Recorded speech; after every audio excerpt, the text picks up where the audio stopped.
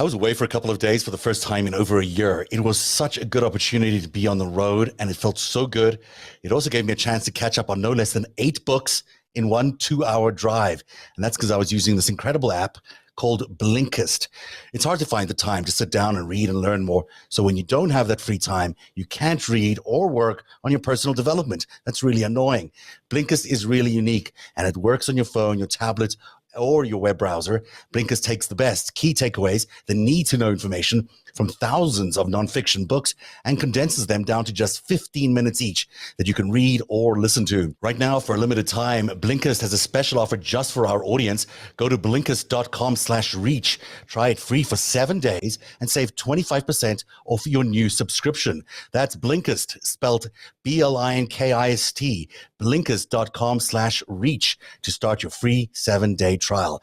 And you'll also save 25% off, but only when you go and sign up right now at Blinkist.com/reach.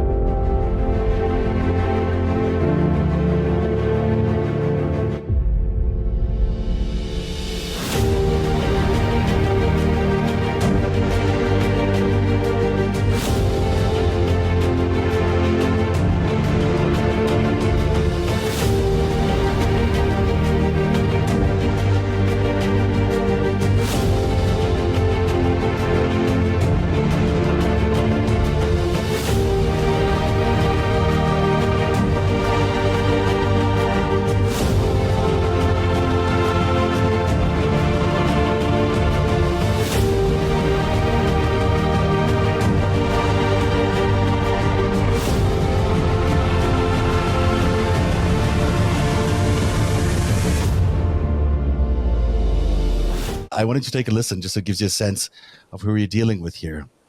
My dear Anna, this is your favorite tax collector. I'm up in the Panhandle with your favorite U.S. Congressman, Mr. Gaetz. Hi, Anna.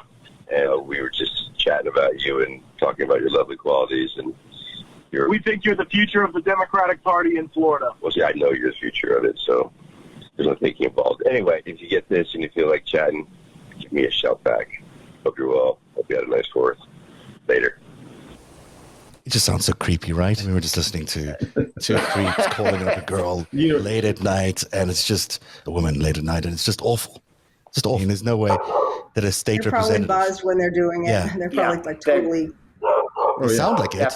That's what it sounds like. And it certainly doesn't sound like anything that would be acceptable in any major office. But maybe in Florida, things are run a little differently. I don't know. It's funny. They're basically just taking college antics, fraternity type things, and they're just running with it and just see how much they can get away with. That's really it. And it's just, and it's going to catch up to them. They're adults. It seems like there's a lot of crimes that have been committed, and they're going to have to answer for that.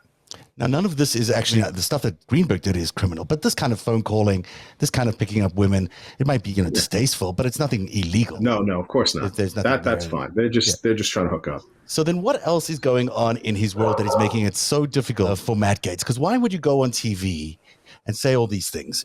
I'm going to play you a couple of clips from his interview with Tucker Carlson. Horrible allegation, and it is a lie.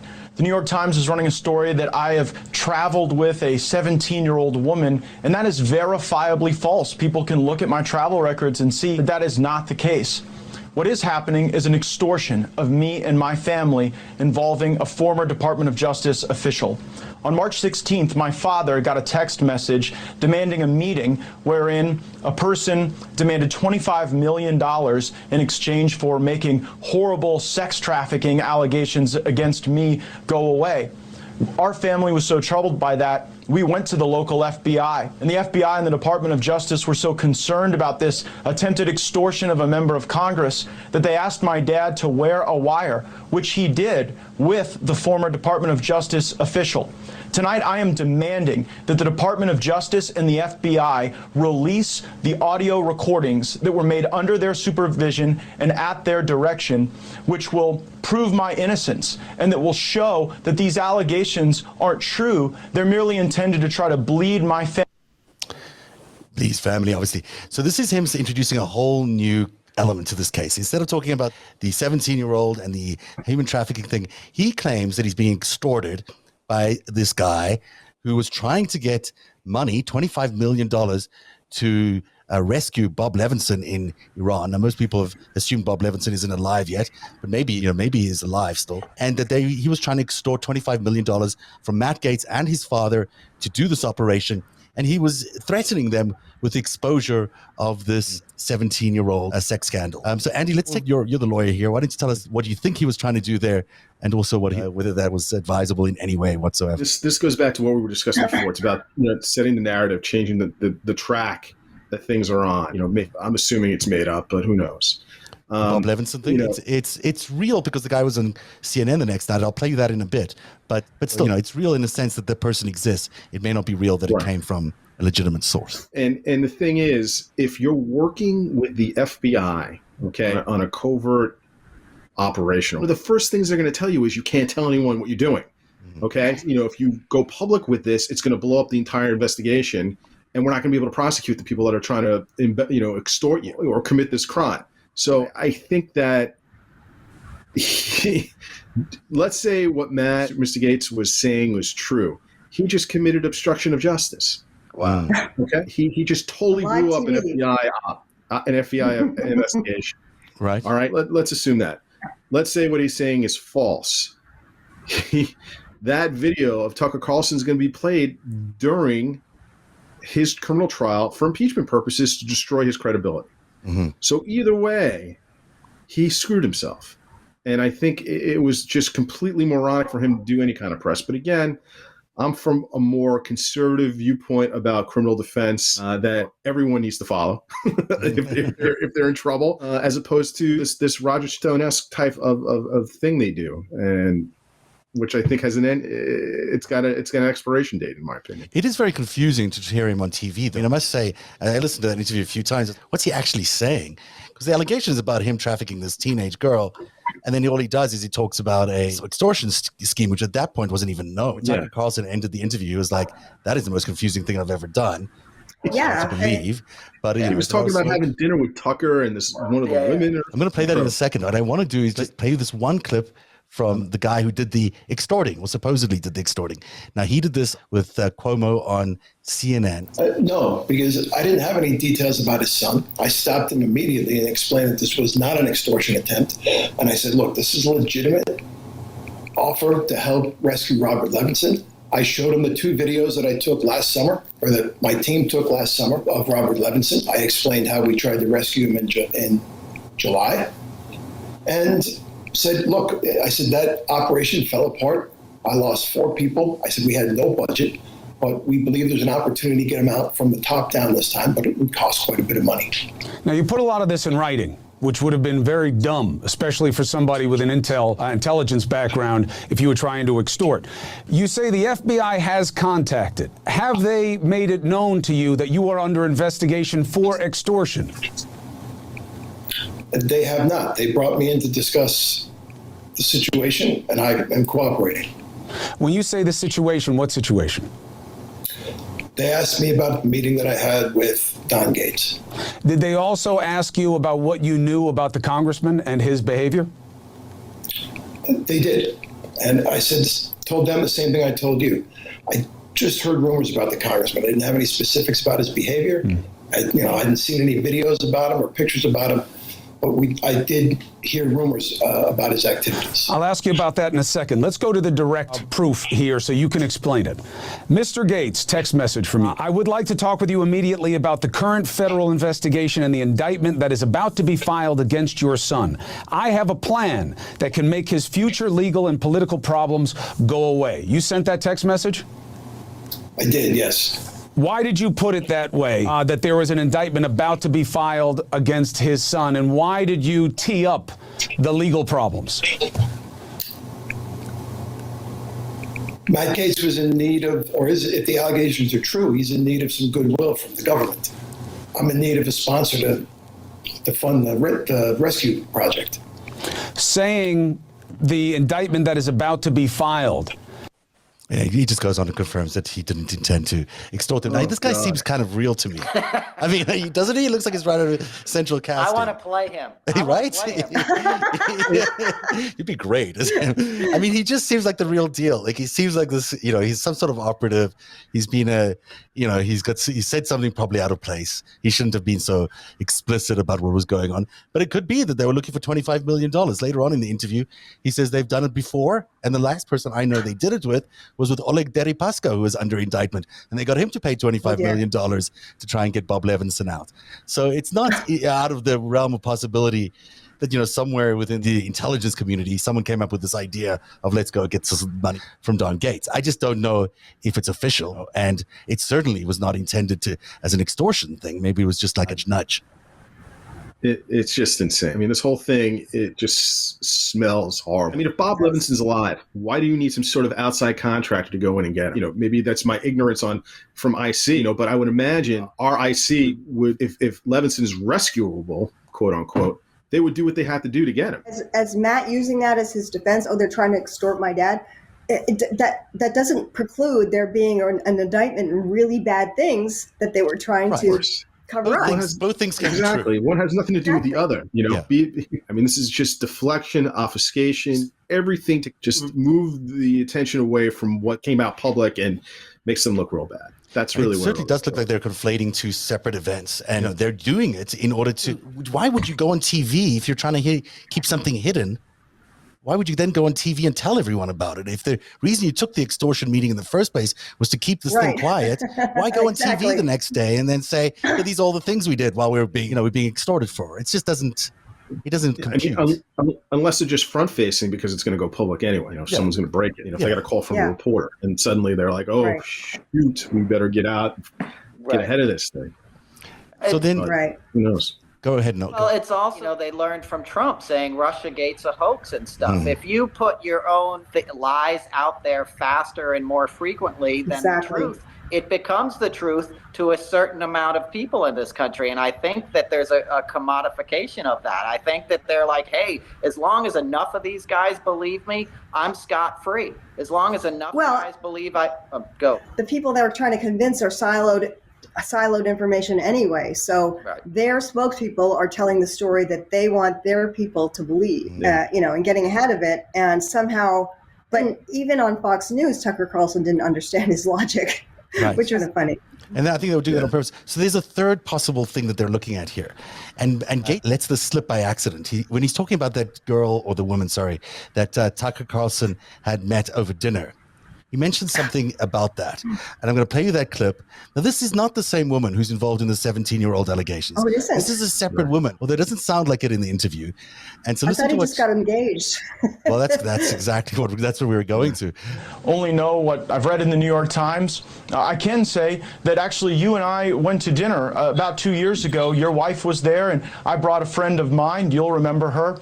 And she was actually threatened by the FBI, told that if she wouldn't cop to the fact that somehow I was involved in some pay-for-play scheme, that she could face trouble. And so I do believe that there are people at the Department of Justice who are trying to smear me, providing for flights and hotel rooms for people that you're dating who are of legal age is not a crime. So did you catch that? The pay-for-play thing? That is not the same as any of these other crimes. So the FBI is obviously investigating a pay-for-play scheme as well involving Matt Gaetz. And I've got 3 different things potentially involving Matt Gaetz all at one time. Well, Andrew, why don't you talk a little bit about just the how stupid it is to go on TV to say this kind of stuff? I'll just keep reiterating, you're a target of any kind of criminal investigation. The best thing you can do for yourself is keep your mouth shut and lawyer up. And that's it. Right. And he just is doing it wrong. That little bit that you just played was very interesting. I didn't catch that the first time around. I saw that. And they could be using these salacious sexual allegations as another way to deflect from potential bribery situation that he may be involved in. Maybe to distract people away from focusing on what might be the real investigation. And Melissa Joe, you are so smart because you mentioned his soon-to-be wife. He is marrying none other than this guy's sister. So for those of you who follow technology and the world like Facebook and all of that, this name will not be unfamiliar to you. Palmer Luckey is the guy's name. He's the guy who invented the Oculus virtual reality glasses. Facebook bought his company for $2 billion, then $3.5 billion. He left in a bit of a stink because he's a racist and he's a GOP racist. And now he works for his new company, which is all about building drones and a secure border in terms of a virtual secure border. So imagine the southern border would be just policed by drones and AI, and would be stopping people from crossing over just by stopping them because they're drones and can identify them. So this is what he does. He's spectacularly wealthy and spectacularly crazy. People have pointed out to me as well that he has been known to associate with Chuck Johnson, and in addition to Chuck Johnson, Steve Bannon. So there you see him way back then with those guys. These are the dirtiest of dirty tricksters. And it turns out that during that year that Matt Gaetz was dating Lucky Palmer's sister, Ginger Lucky is her name. So they met in March 2020. But in October 2019, Lucky's company makes all these drones, and it wants all the Chinese drones taken out of the U.S. market. So they convinced the Interior Secretary to ban all the Chinese drones from coming into America because they said they were spying on Americans. No proof of that, but it seems like a competitive advantage. Then in March, Palmer and Matt meet at Mar-a-Lago, and then by May, Matt is already lobbying on behalf of his brother-in-law's or future brother-in-law's company. He's now calling on Bill Barr, of all people, to say that police forces in the United States should be grounding all these Chinese-made drones, which is interesting because Bill Barr also heads the DOJ, which could investigate these kinds of things if there was any pay-for-play going on. And then in September, he does this other post saying how excited he is about this drone showing up from Lucky's company. And then in December 2020, that's when Judge Jean Pirot is at the engagement moment late in the year as the two get engaged, and their wedding is coming soon, presumably also at Mar-a-Lago. Now, this seems like it's not that serious, but it is clear that he is doing work on behalf of his future brother-in-law. Not necessarily illegal, but perhaps. What's interesting to me is that the investigation was started under Barr.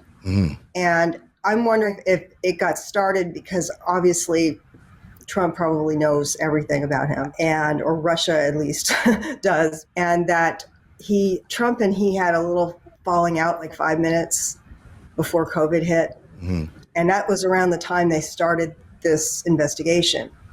So it was started under Barr. It's not Biden's people coming in to take. Trump could have paused it before Barr left.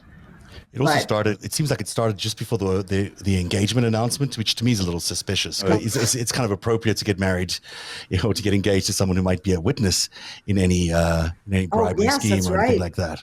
That's right. right. Testify against Yeah, she can't testify. Will you be my spousal privilege?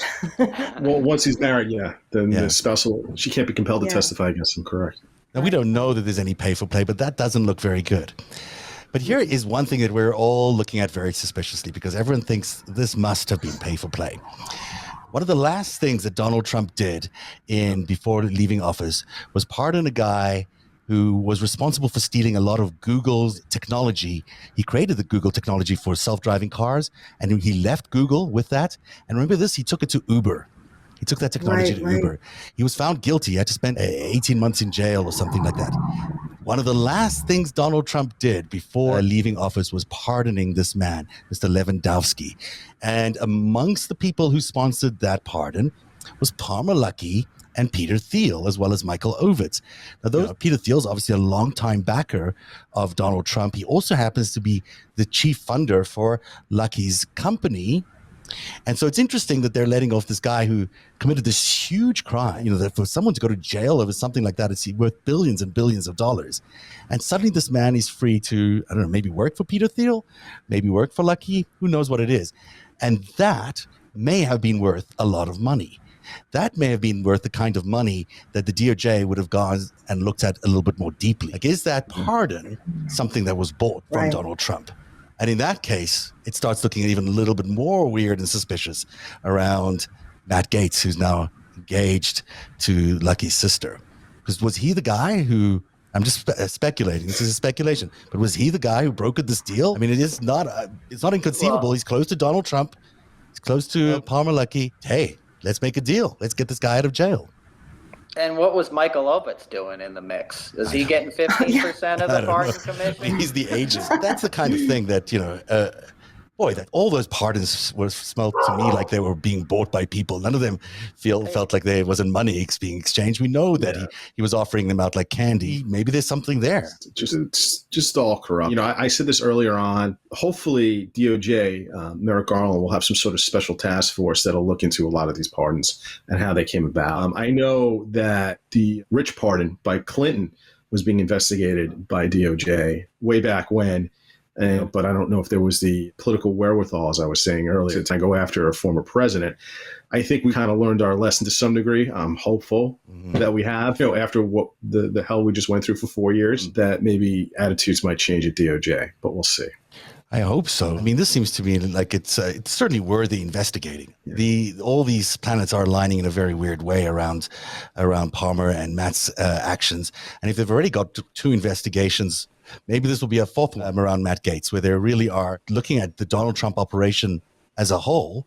When you look at that operation as a whole and you start looking at Roger Stone tied to the Proud Boys and the other militia groups and all those heads, and now he's also tied to Joel Greenberg and Matt Gaetz and Russia. And so you start seeing a lot of, it's not hard to see that this is a fairly small organization doing a lot of criming, a lot of. If it receives funding from these deals, if this pardon in particular starts to generate funds that can then go to the Proud Boys, go to these militias and stuff, it's like Andy said, that's why we need a task force to look into this stuff, because it's not just a one and done. Mark Rich doesn't have to stay in Switzerland. I'm not excusing that, but it's not just like a forgiveness for past crimes at this point. This could be setting up an ongoing criminal enterprise to profit into the future, and that's Trump's MO. I mean, he's always getting a piece of something. So he's getting points on the back end of whatever this. He's getting a VIG. He's getting a certain VIG.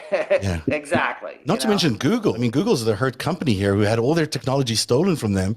Presumably it's being restolen now.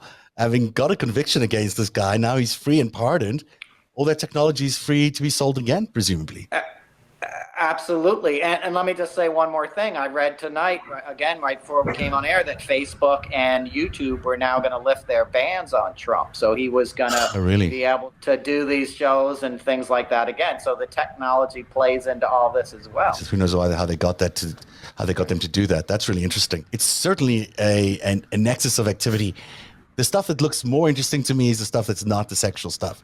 It's not the human trafficking. I mean, that sounds horrible and gross and needs to be investigated. But the meaty crimes seem to be the ones involving money, and seem to be the ones involving the cryptocurrency and potentially this pay for play, whether it was for a pardon or for influence in the committees. Because Matt is part of the committee in Congress that would green light a lot of these laws that Palmer Luckey's company could benefit from. I mean, so this is plain old corruption, but it seems present. He's also on House Judiciary, and they oversee DOJ and the FBI. And should he really be on there right now? Because he can follow everything that's going on in his investigation. It makes the whole thing about getting on the air really quickly and yelling and screaming and saying, these are all the things that have happened. To me, it makes it understandable why he did it. It seems like a really panicked move by a guy who's got a lot coming at him and trying to just muddy the waters as much as possible for people so they can't see what's going on ahead of what could be several indictments. I mean, if Bill Barr greenlit this and avoided him the way that he did, it might be because he was very involved in greenlighting that prosecution. I know there may be a day when we have to look back at Bill Barr and reconsider how history looks at this guy, but I'm not there yet. I think there may be a day.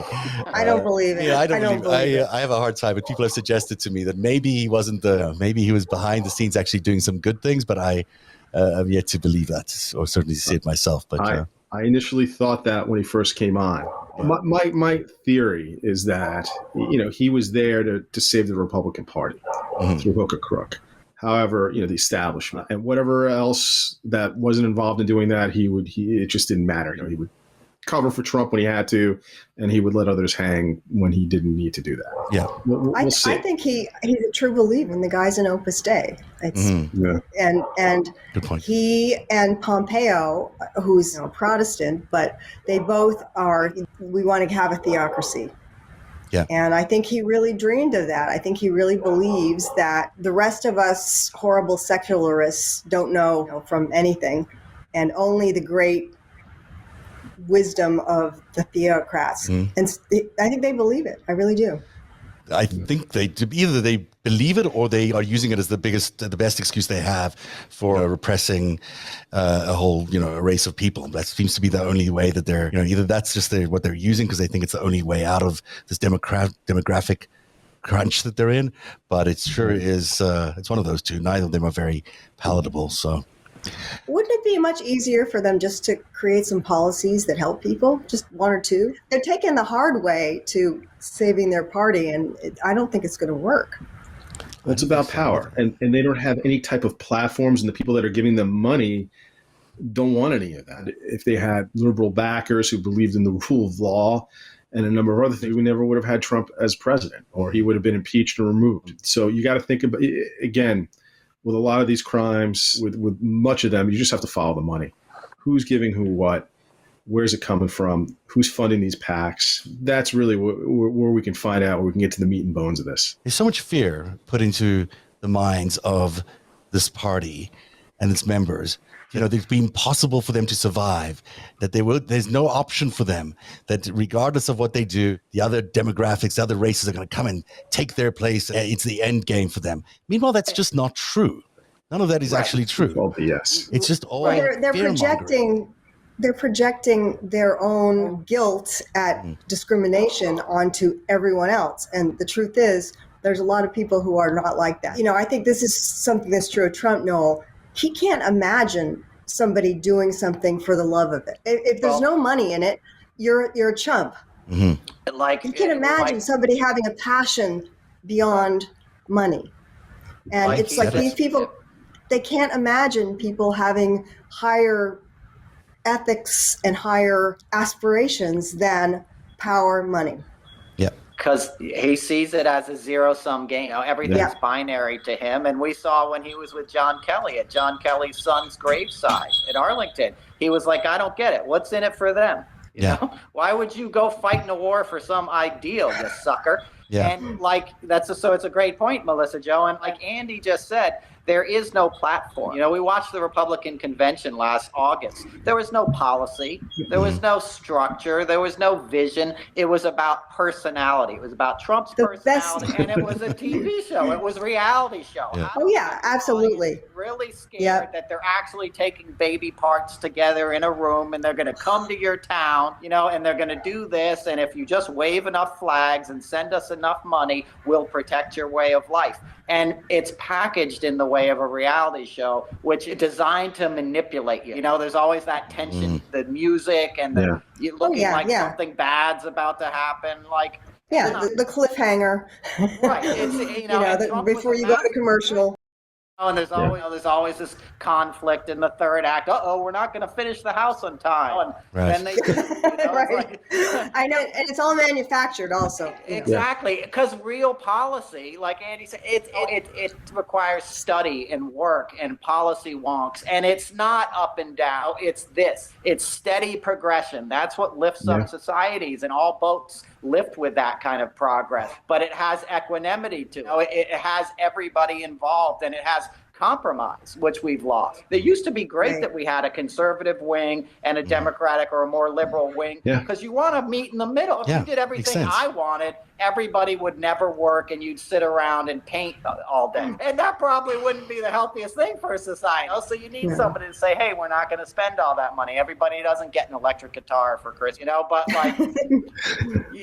the point is it's checks and balance. I said that for Andy. He's a metal guy. So but also, I think that you can't just have one worldview, because you can't make everybody have your worldview, and it's stupid to try to do it. So that's why you you have to make your arguments, somewhere you meet in the middle. And, actually my lawyer said this is the best compromise is one where everyone walks away unhappy, but not that unhappy. That's how it is with settlement. I have clients who want millions and millions of dollars, and their cases aren't worth millions and millions of dollars, but they're worth more than $1, or $50,000 or whatever. And you meet in the middle. And a good settlement is better than having a trial where you just don't know what's going to happen. And you're going to spend $500,000 just on the trial.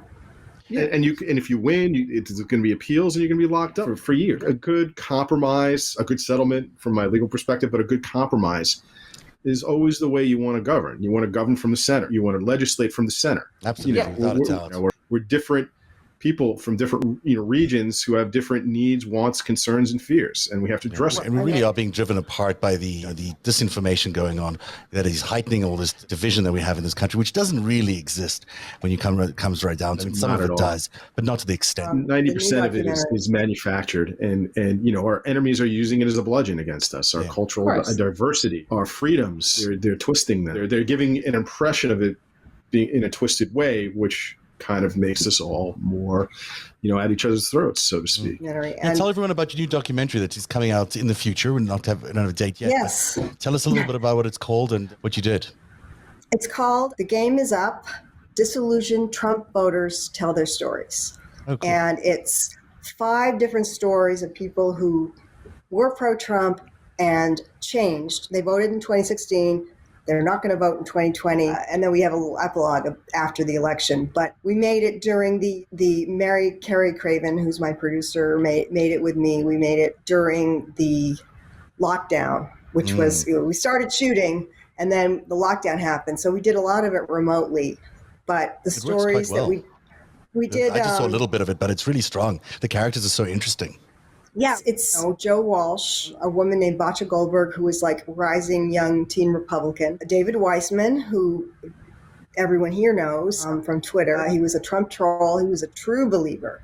And then some evangelicals. Oh, and Chris Gibbs, who's a wonderful guy, a farmer, was a staunch Republican, Ohio Republican, and was really pleased early on with Trump, and then started to see the cracks. Yeah, I'm a big fan of Joe Walsh. I saw his arc in a way. Yeah. I used to go at him, and then I would just try to reason with him to some degree because I'm a moderate. I'm a centrist. I saw his change.